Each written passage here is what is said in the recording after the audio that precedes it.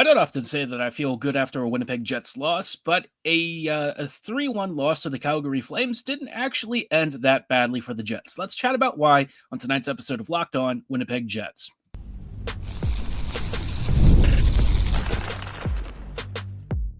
You're Locked On the Hockey Jets, your daily podcast on the Winnipeg Jets, part of the Locked On Podcast Network, your team every day. Hey friends, and welcome to tonight's episode of Locked On Winnipeg Jets, part of the Locked On Podcast Network, your team every day. I'm your host, Harrison Lee, an avid Winnipeg Jets fan and an online blogger. You can follow me on Twitter at HLivingLoco and at LO_Winnipeg Jets. Thanks for making Locked On Jets your first listen of the day every day. If you like what you're hearing, be sure to like, follow, and subscribe on all of your favorite podcasting platforms and YouTube. Doing so, of course, is always free of charge and ensures you never miss another episode. Most of all, though, we just love and appreciate your support. Tonight's episode, obviously, this weekend, we had a game against the Calgary Flames. It ended the homestand, and the Jets lost. But you heard me say that I wasn't actually upset about the game. In fact, if anything, I felt pretty darn good coming out of that one. You don't often hear me say that about losses, but I always tell you that I think process is really important, and I want to talk about why it showed up in this game in just a brief moment. Before we go too much further, though, just wanted to let you know that today's episode is brought to you by FanDuel. From the first whistle to the final drive, FanDuel makes the NFL playoffs even more exciting. Right now, new customers can bet $5 and get $300 in bonus bets if you win your first bet. Visit FanDuel.com to get started. Now, like I said, the Jets came into the game against Calgary having won a handful of games on a bit of a win streak. I think it was like 3 games at that point. And the Jets, the recent line changes with both Nemesnikov and Appleton missing time have had a really profound impact on this team. It's something that we've talked about before, especially when it comes to optimizing the middle six. That's a really critical thing, and it also kind of helps out your top line because, the second and third lines, while maybe, the underlying metrics looked pretty good, this is one of those things where I think oftentimes you also need to look at the overall picture and story, right? I often say that stats help you tell a story, but you can't just rely on them purely. And I think in this case, when you actually see these lines and how they perform, you can see a lot of what they do well in terms of shot creation and, generally being pretty defensively responsible. So you'll see why their Corsi share looks good. But when it comes to actually scoring, you've noticed that perhaps it's been a little bit of a slog. The reworked middle six has helped to change a lot of that.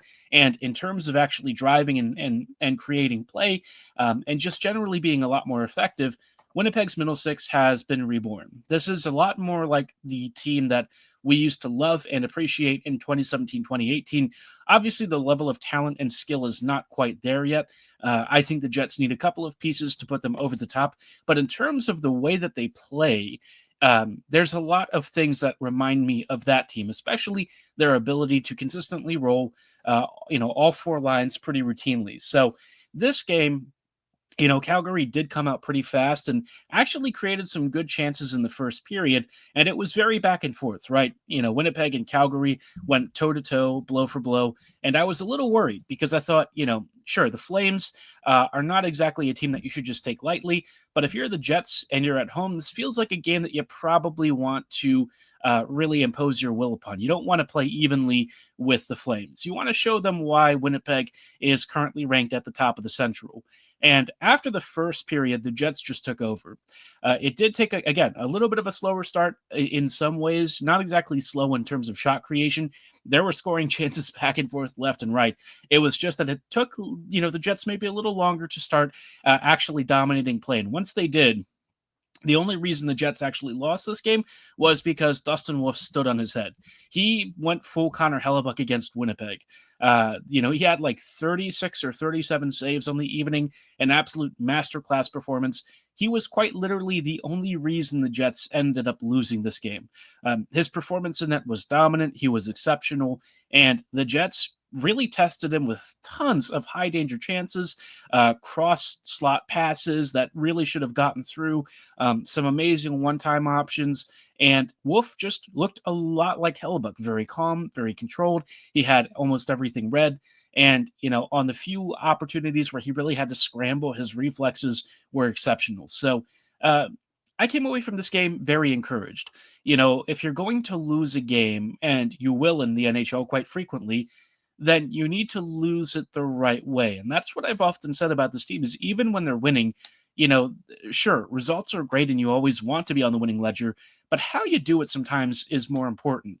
And I think the Jets really showcased a strong, strong game where they dominated play from the second period on, and I came away from it feeling good about it. This was like, 9 times out of 10, you play that game again, you probably come away with 2 points. I know that the scoreline was like not super favorable for the Jets, but again, it was basically all Dustin Wolf. There were maybe a couple of defensive miscues here and there from a couple of different folks, but other than that, I really didn't feel too concerned about this loss. The only thing that, maybe stood out in terms of the offense was the first line wasn't quite right. And it looked more like Scheifele than anything. Mark was definitely, it's hard to exactly put your finger on it, but he was like a half step behind. I don't know if he was sick or maybe he's nursing something, but he definitely wasn't quite as dynamic as he usually is. He wasn't bad. I just thought, considering what we've seen from them the past few weeks, and even month and a half or so, he wasn't quite as in control as he usually is. So, something to watch for in this next upcoming slate of games. Is he going to be at full health? Is he not feeling great? Would be interesting to know, just because Winnipeg right now has really been leaning a lot on Lowry right behind him. And if you want to maybe start splitting those shifts and giving Lowry's line a little bit more, if Scheifele's not feeling well, might be worth doing just to give Mark some rest, make sure that he's healthy.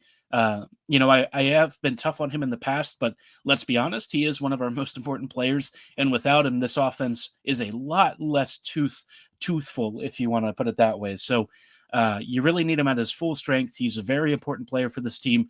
And when he's not doing well, it's very noticeable. So hopefully, whatever it is that he's dealing with, maybe even just fatigue, right? Being a little bit tired, that would be totally fine. Hopefully he's back up to full strength this upcoming week, because there's a fair bit of travel back and forth, between the Central and quite a few teams on this trip. Obviously, Calgary started the boomerang, and now we move into kind of the middle portion of that with Utah, Colorado, and then Utah, followed by Calgary at the end. So lots of back and forth, in Winnipeg and to some of these external venues. And so Scheifele being healthy would certainly be a helpful thing. But otherwise, I know that this game was probably a little deflating, a little disappointing, but I wasn't really upset. I was pretty okay with it. I always would, always kind of say that as long as the team fights hard and they do everything but score, I don't really feel bad about it. A loss like this is, again, the good kind of loss. No loss is technically good. You don't want to drop points, but I came away from this game feeling good, and I just hope that the Jets don't overreact and try and do things. One other interesting note that we did see was Ehlers, Lowry, and Velarde together.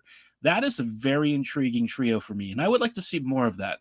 If you're not going to use Connor Scheifele and Velarde together, then Ehlers, Lowry, and Velarde might be really fun. And they had a couple of really good shifts. I don't expect to see that again. And, I follow with Connor and Scheifele, I'm a little less enthused by, but in terms of, Ehlers, Scheifele, or Ehlers, Lowry, and Velarde, gosh, the lines are starting to blur together.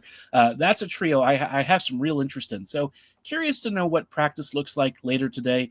I'm not sure if they'll go with many line combinations or anything before the game, but we'll have to see what the early skate comes out to be. So looking forward to it. Of course, Winnipeg coming out with a big game against Utah. We'll talk about what Utah's lines are looking like and how they've been for the past couple of weeks. It's been a little up and down for them, but they're still not an easy team to get by. So we'll chat about that in just a brief moment. But before we go too much further, did want to let you know about our friends and partners at FanDuel. From the first whistle to the final drive, FanDuel makes the NFL playoffs even more exciting. Right now, new customers can bet $5 and get $300 in bonus bets if you win that first bet. That's $300 to keep the action going. The FanDuel app is easy to navigate, and the variety of bets keeps every game exciting. Obviously, for me, this past weekend was extraordinarily painful. The Ravens and Bills really went toe-to-toe, and we saw, Baltimore kind of do Baltimore. But if you're feeling a little bit frisky, Bills and Chiefs could be a fascinating bet. I'm going to say that the score for a winning record or a winning result here for Buffalo, probably under 28 points, under 27 points. I don't think Kansas City's going to give up a lot. I think it's going to be very stingy. And we saw, Baltimore have not a lot of offense given up against the Bills. So assuming that holds in the Chiefs game could be a really good way to add $300 for extra fun. But the only way that you can get in on the action is to visit FanDuel.com to join today. And again, you'll get started with $300 in bonus bets if you win your first $5 bet. That's FanDuel.com. Make this playoff season unforgettable with FanDuel, an official sportsbook partner of the NFL. Hey, Jets fans, and welcome back to this episode of Locked On Winnipeg Jets, part of the Locked On Podcast Network, your team every day. Every day, we are just chatting ahead of Winnipeg versus Utah later this evening. Going to be a later game, my time. Should be 8:30 your time, 8:30 local. If you're in Manitoba, but for me, it's going to be 9:30. I hate late games, but this one is an interesting one for the Jets. After Winnipeg has been putting up a couple of really good results and is also kind of on the verge of getting a couple of forwards back, I wonder how Winnipeg is going to play this. Now, Appleton and Nemesnikov didn't really sound like they were that close from the skates prior to the Calgary game, so I'm not really expecting any changes there. But Fleury could be back. Fleury would likely be paired with Miller. And if the pecking order is like Fleury, Stanley, then Heinola on the left side for the third pairing, I can live with that a little more. I'd really prefer it to be Fleury and Heinola over Stanley, but you all know that doesn't really happen, so why bother talking about it? But if Fleury is good enough to go, I'd like to see, that pairing be reunited, because Fleury Miller is a little more stable than Stanley Miller is. And so for the Jets, I would really hope that, after the last game, they're not really looking to make too many changes to the lineup. Again, if they do like an Ehlers, Lowry, and Velarde, I'd be very interested in that. The right wing spot up on the top line is perhaps a little bit of a question mark, and I kind of wonder what you do with that, because internally, the Jets don't have really many immediate answers, and I think for Winnipeg, one of the guys that they were hoping to put in that role actually just got injured. We'll talk about that later this episode. And, unfortunately, it doesn't seem like it may be a short-term thing. So for Winnipeg, this could be an interesting opportunity to see how you can come up with some new line combinations. And with Utah not exactly being the strongest team out there, this is, not the worst time to experiment a little bit. Now, Utah has played a couple of opponents recently pretty closely, but they still don't have that great of a record. They've lost to the Oilers. They did beat the Flames, but then, they fell to the Stars. They've lost to the Panthers, to the Islanders, to the Rangers, to the Habs. And the only wins that they've gotten in here are San Jose and St. Louis. So not a lot of success lately outside of those couple of games against Calgary, San Jose, and St. Louis. And I think it really speaks to, not only the injury crisis that they've had on the back end, but just the generally mediocre play of this team. When they came in, at the start of the season, they were swinging, and they did have that fun Arizona counter style that was entertaining to watch before the relocation. They still do a lot of that stuff, but I just think that Andre Tourigny doesn't really have a lot to work with. And, outside of some really cool young stars, Utah has definitely had some issues creating and keeping the puck out of the net. So up front, you're working with Keller, Cooley, and Schmaltz. Your second line is Michelli, Hayton, and Doan. Your third line is McBain, Bugstad, and Krause. And your fourth line is O'Brien, Stenlund, and Kerfoot. At first blush, when you look at this team, I actually like it as a pretty solid four-line squad. Maybe Hayton as your 2C is not ideal. But if you look at the other lines, to be honest, I feel like this is a pretty well-balanced four-line squad. But I think the thing for them is that the goaltending hasn't been great. And it just seems like the defense is pretty leaky. On the back end, they've got Cole and Kesselring as your first pairing, Mata and Marino as your second, and Valimaki and DeSimone as your third pairing. So that, I think you can kind of tell that there's no clear number 1D right now. And when you look at the injuries, you probably get a little bit of a sense why. Dursey, Bortuzzo, and Sergachev are all out.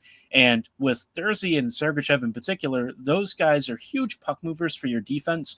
Offensively minded, they create loads from the back end, and without them, it's a lot harder to create. Dylan Genther has also been injured pretty significantly, so up front they're already down one of their biggest young stars who scores loads of points for them and loads of goals, and now they're down two of their bigger defenders as well. It's not looking great for them. I don't know what they're going to do. I would imagine that if they're making any moves at the trade deadline, probably more in the selling end of things, especially guys who are on expiring deals. But for this team, it's weird because I know that their front office made some really big plays to try and make this squad fun and exciting and really approachable and really fun for new fans joining from Utah, right?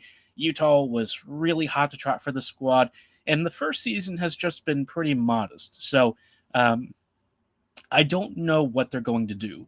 Now, if we're talking about players that the Jets might be looking at here, especially if they were to try and trade with Utah, Utah could definitely use some of the assets Winnipeg has, and I wonder if there might be a match there. I've talked about Utah before when they were in Arizona as a potential future trade partner, and this game could be an interesting little audition.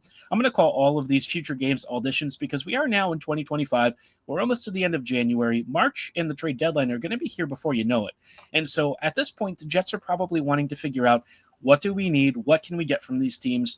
And actually, Utah has a lot of interesting talent. Nick Schmaltz is a guy I've had some interest for in a while. He's a center who is currently playing out wide, and I wonder if he could become Winnipeg's 2C. I know that his scoring rates this year look a little funky, more assists than anything, but I think he could be a really intriguing fit to get Lowry back on your third line or have Schmaltz take up your third line role. Really, I don't worry too much about the distinction between second and third. At this point, I'd almost want to just have 2 second lines. I think you can kind of do that 2A and 2B thing, and that wouldn't be the worst idea. I'd also have interest in a guy like Hayton. Hayton's relatively young.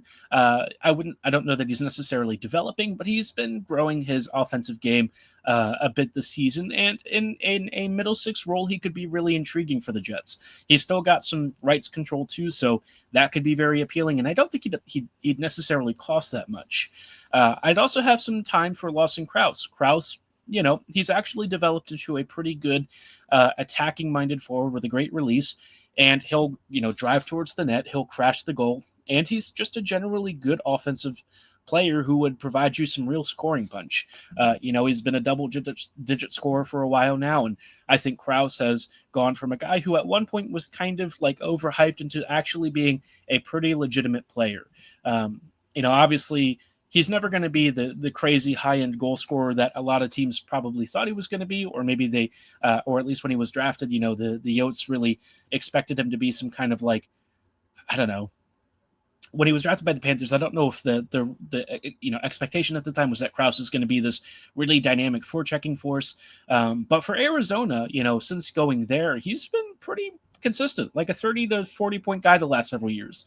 And I could see him being, a solid 10 to 15 goal kind of guy for the Jets, especially if he joins this team early enough. I know the season's been a little bit for him, but I think Crouse could be a very affordable, achievable option.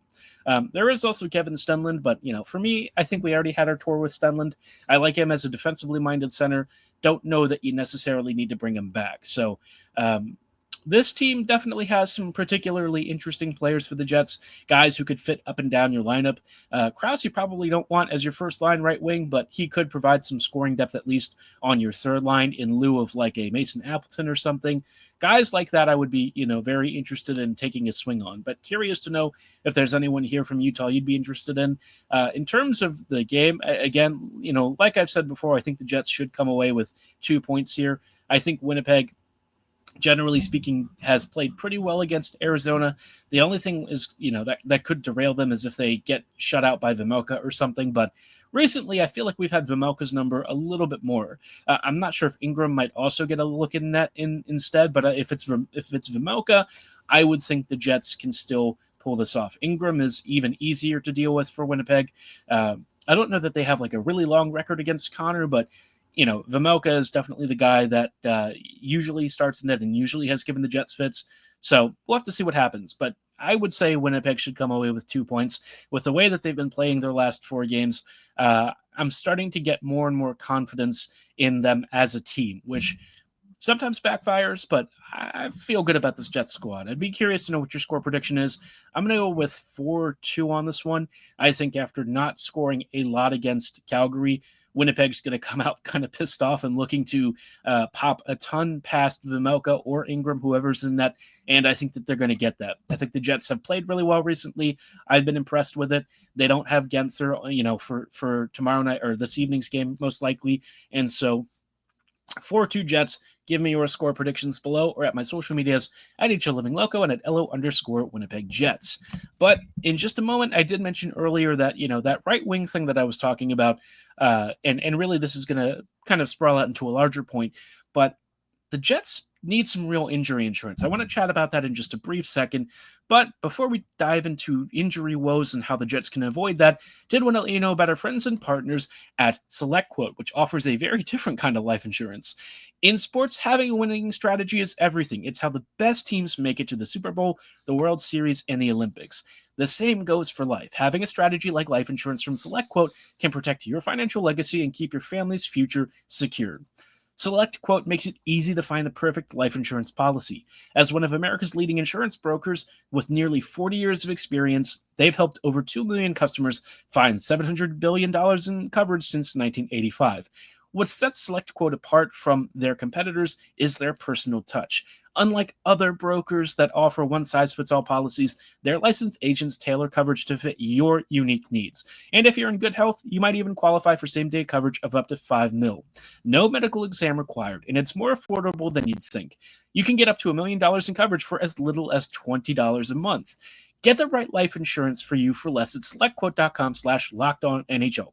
Go to SelectQuote.com/LockedOnNHL today to get started.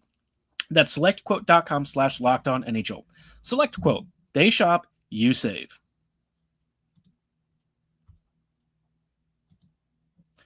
Hey friends, and welcome back to this episode of Locked On Winnipeg Jets, part of the Locked On Podcast Network, your team every day.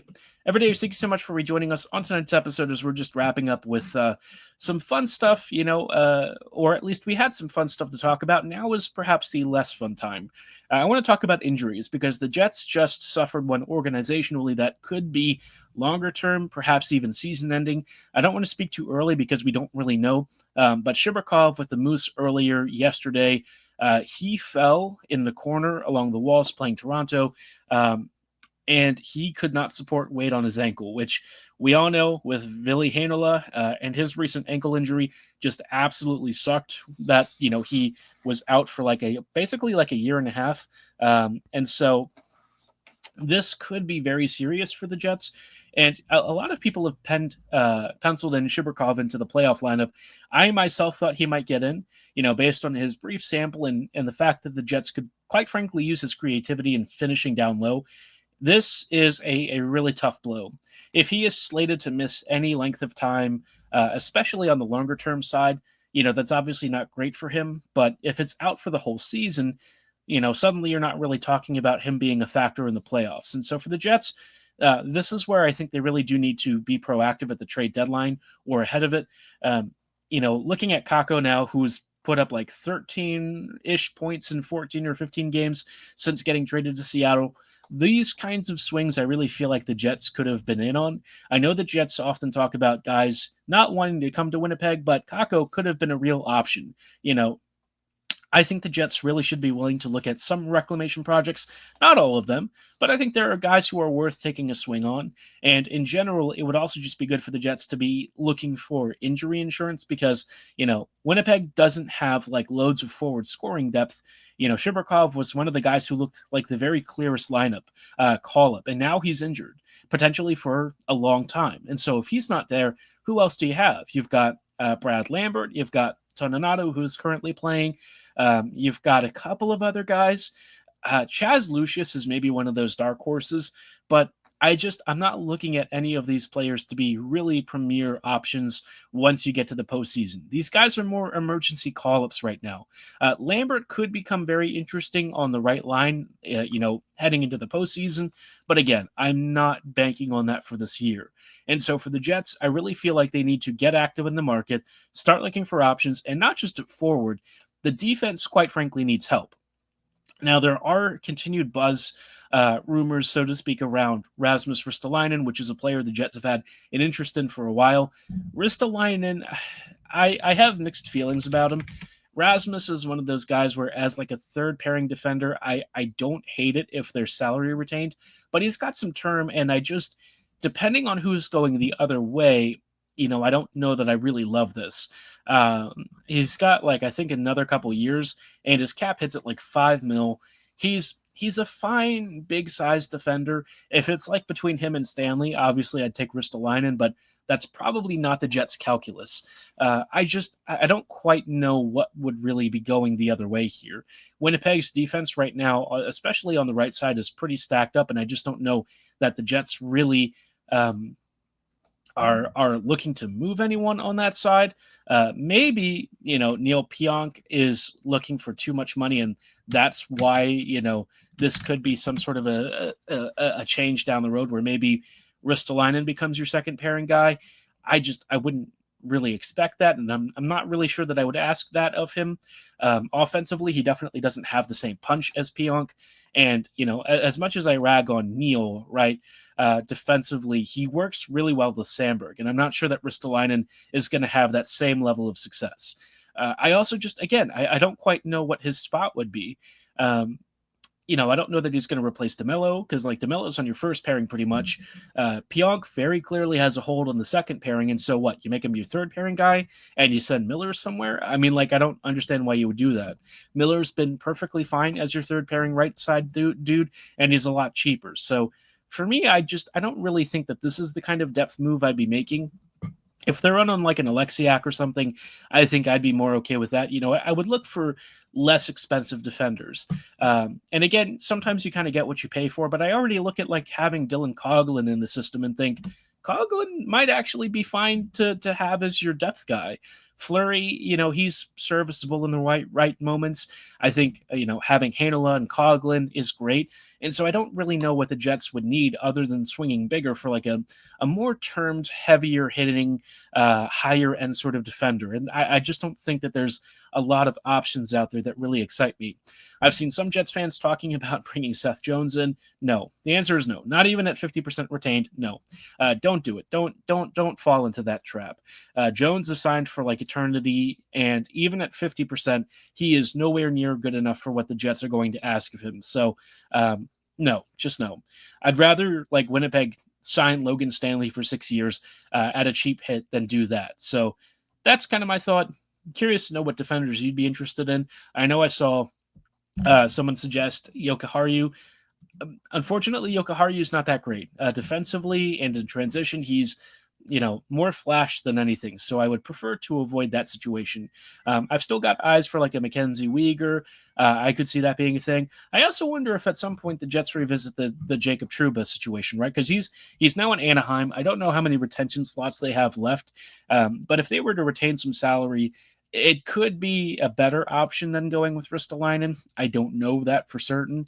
But in terms of like the vibes, you'd kind of be getting the gang back together, and maybe he'd be more open to returning to Winnipeg. I don't know. His wife, I'm not sure if she has finished her residency. I think that's really the biggest determinant for anything. But if she is, maybe he'd be willing to come back. I don't think that those bridges are quite nearly as burned as something like the Laine bridges, but I could be mistaken.